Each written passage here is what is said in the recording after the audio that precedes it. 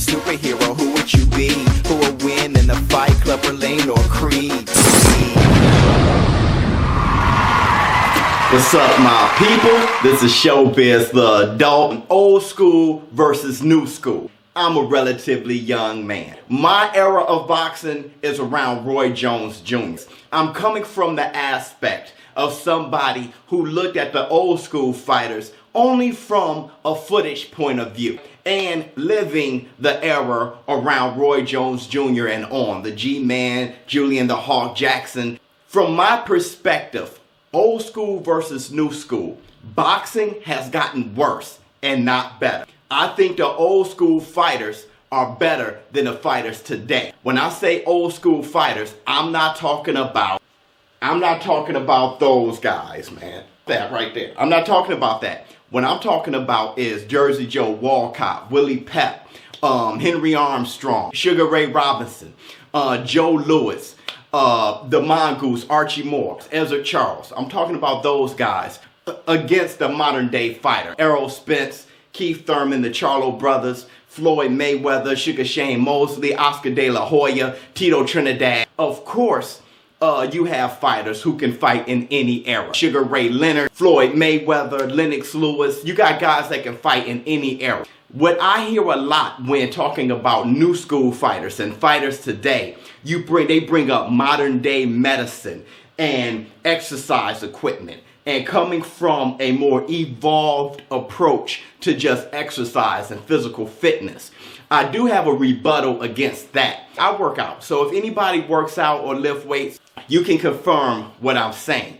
If you take a guy who works out just using the machines versus the guy who uses free weights, the guy who uses free weights is stronger than the guy who uses the machine. Why? Because you're using your stabilizing muscles when lifting something, free weights, and not the machine. Okay, the machine is restricted. So little stuff like your rotator cuff, all the little ligaments, all the tweener muscles, the stabilizing muscles, you're not working when you're working out in the machine. Okay, so in free weights, you're actually stronger. When you're picking things up using your fingers, the ligaments in your hands, stuff like that, that person is stronger. The old school fighters and just the environment, just the world back then, the person was actually more physical than people now. It doesn't take that much physicality to live in your day-to-day. Back in the day, they were chopping wood just to start the car. They were doing certain things to wash clothes.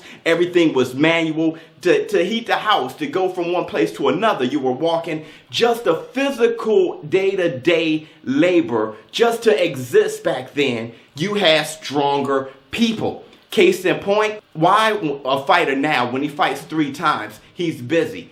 Sugar Ray Robinson fought Jake LaMotta twice in 6 weeks. You had people like Ezra Charles fighting 7 times in 1 year, okay? And that was just normal. That's unheard of now. Not because fighting is more vicious now, it's because physically they were stronger then. The sweet science. You look at a guy like Barney Ross, Jersey Joe Walcott, or Joe Louis. It looks like they're plotting, right? They throw a punch, step in, they grab you, they give you an angle. If you don't know what you're looking at, you're like, okay, I don't see anything spectacular, especially if you're accustomed to the new age fighting. They're moving a lot. They're moving their heads around and stuff. This guy, who's only moving when a punch is thrown, has been fighting more. He's more conditioned to fighting. He's relaxed. He's not going for everything. It's a nervousness of movement that gets you burnt out. That's why you have fights today that are 10 rounds, 12 rounds. When really they were boxing 15 rounds like it was nothing. 15 rounds 3 times in a row within 2 months. Like they said, fighting is 90% mental. They knew when to move, and they knew that they only needed to move 2 inches, maybe a half an inch. They didn't have to move their whole body. And a lot of that stuff came from the influence of Muhammad Ali. But Muhammad Ali was such a great athlete, all right, he was able to pull that off. But not everybody's able to do that. But a lot of people saw that and start training that way.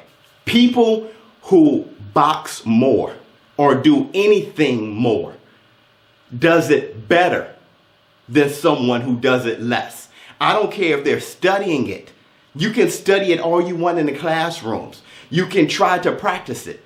But someone who does it more is better than that person who does it less. Willie Pep, that had 200 and something fights, okay, pro fights, is going to be able to perform better than someone who retired with 40 fights. All right, so a guy who boxes 3 times a year isn't better than a guy who boxes 7 to 10 times a year. And you can see it in the movement. You can see how the new school fighters are moving too much. The biggest example of old school being better than new school and boxing not getting better but getting worse is look at the fighters who were able to excel easily in the boxing game in a modern day era. Look at Floyd Mayweather, Bernard Hopkins, James Toney, Mike Tyson. Let's talk about Mike Tyson. Everyone knows that the best Mike Tyson is Custom Model's Mike Tyson. He got worse after Custom Model passed. You think Custom Model was a new school, innovative trainer? The craft style, everything that Tyson was doing, even to how he was dressed, was old school. Custom Model knew that that style, that old school style, old school way of approach to even training and to fighting will whitewash everything in a modern day environment. Just the old school approach of Mike Tyson had him waist, chest, head, and shoulders greater than everybody he was fighting. So you take that same guy, that same Mike Tyson, Custom Model dies. His approach to the boxing game is no longer instilled in that Mike Tyson. Mike Tyson doesn't look close to what he was looking like when Custom Model was around. If you look at Bernard Hopkins and you look at Floyd Mayweather, if you look at James Toney, the way he moves, you sitting there like, James Toney feet are planted. James Toney feet are planted. How is he not getting hit?